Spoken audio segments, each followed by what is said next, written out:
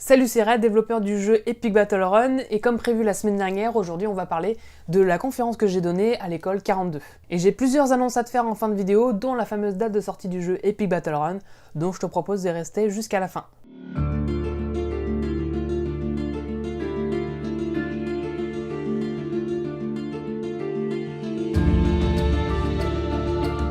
« 42, c'est la réponse à la grande question sur la vie, l'univers et tout le reste d'après le guide du voyageur galactique.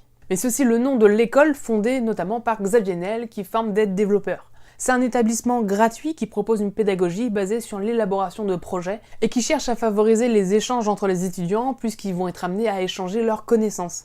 À 42, ils appellent ça du peer-to-peer learning. Et dans cette école, ils ont une superbe salle de conférence et donc ils cherchent des conférenciers sur des thèmes assez variés. Et c'est là que Claudio m'a recommandé auprès de son école pour donner une conférence autour du développement de jeux vidéo. Claudio, je l'ai connu quand je travaillais au studio de jeux vidéo Ublada, donc à ce moment-là, il était stagiaire et je l'ai accompagné durant tout son stage. On passait pas mal de temps ensemble et je l'ai formé à différents concepts dans la programmation et il connaissait un peu mes activités en dehors d'Ublada. Claudio a fini son stage, il est retourné à temps plein à l'école 42 et c'est à ce moment-là qu'il m'a recommandé pour donner une conférence là-bas. On a échangé avec l'école, on a fixé une date et surtout on s'est arrêté sur un sujet précis du jeu vidéo, les design patterns. Niveau préparation, ça m'a pris environ 2 jours à réaliser. 2 jours pour fixer le plan, trouver des exemples qui marchent bien, arranger un peu le timing, faire la présentation, etc.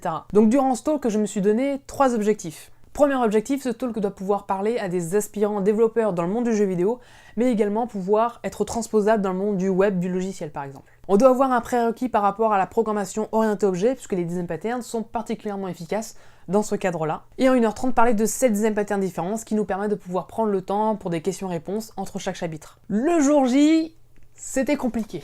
J'ai peaufiné dans la matinée quelques slides pour pouvoir arranger un peu le tout. D'ailleurs, le lien des slides est dans la description, si jamais tu veux voir. J'ai commencé à être un peu malade dans la matinée, surtout que le track commençait à pointer le bout de son nez. Ça faisait longtemps que je n'avais pas parlé devant un public, donc forcément, à ce moment-là, il y a le stress qui arrive, et il y a énormément de questions qui se bousculent à ce moment-là.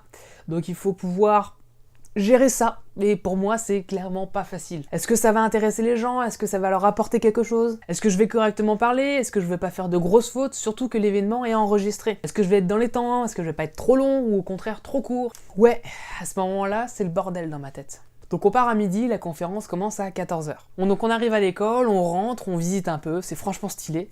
Et on arrive à la salle de conférence, on nous fournit tout le matériel dont on a besoin, les gens sont super sympas, le matériel est vraiment nickel, c'est super pro. On m'informe au passage que l'événement sera probablement complet, donc 120 personnes dans la salle.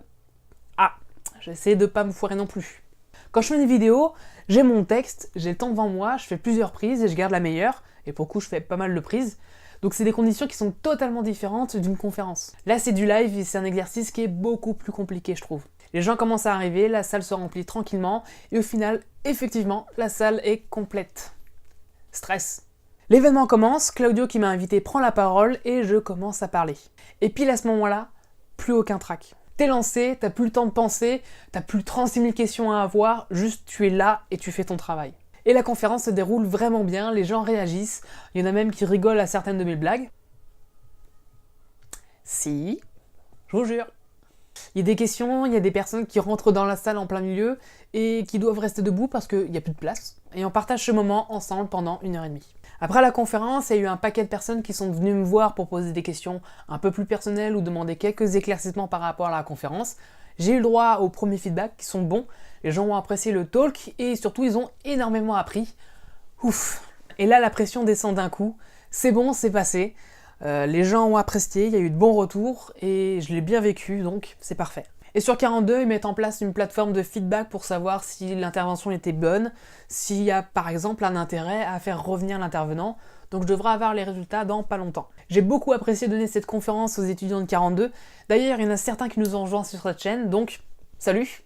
J'ai eu des retours ensuite de développeurs grâce à la rediffusion, ils ont validé le talk, donc ça va, j'ai maîtrisé mon sujet. J'ai adoré cette expérience et j'aimerais bien continuer à donner des conférences sur d'autres sujets, donc il est très probable que tu aies d'autres retours sur expérience sur cette chaîne. Ensuite, les annonces, j'en ai plusieurs. Je recherche un monteur vidéo pour nous rejoindre sur les aventures de Red. Quelqu'un maîtrisant Premiere Pro et qui a possiblement la fibre pour que ce soit plus simple pour échanger les fichiers et qui est capable d'être régulier puisqu'on sort une vidéo par semaine. Donc si t'es intéressé, envoie-moi un mail à l'adresse qui devrait s'afficher juste là.